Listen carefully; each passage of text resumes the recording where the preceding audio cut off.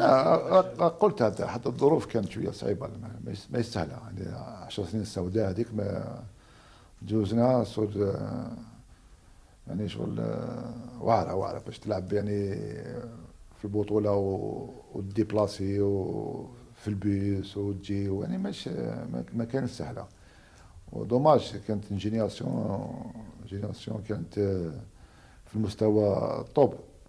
وكانوا لا بريف لي ماتش تاعنا كاع في البطوله تاع الجزائر، كان لي ماتش الاستاد كاع معمرين، وكان يتمتعوا. مي يعني قلت لك 10 سنين السوداء هذيك اللي شويه خلتنا.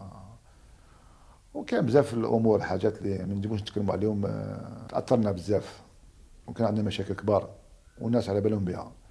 سي بور سا ما خدناش لوكازيون باش نروحوا ليترونجي ونلعبوا في الاحتراف.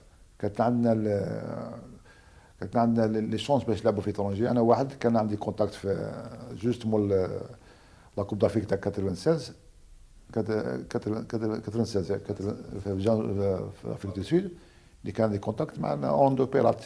اوندو بيرات كان عندي معهم اسمه ماك فيش، مشى الانجليز، جا كونتاكتوني هضروا معايا، قال لي بور لاني بروشان تجي تلعب عندنا هنا، في احنا شفناك عجبتنا، وحتى يعني الهيئه تاعك ولا طونك ديفونسور عندك جو اون اونجلي.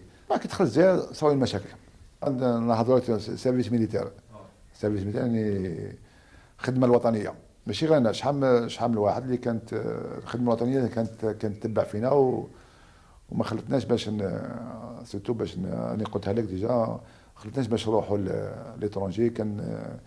كنا كانش يقولوا ريشيرشي، يعني شاك فوا نجيو خارجين في الايروبول مشاكل، يوقفوك ما تخرجش من يعني. كان صعيبه، ماشي انا، كان رحيم، كان مفتاح، كان اللاعبين اللي كانوا ما رايحين كيف.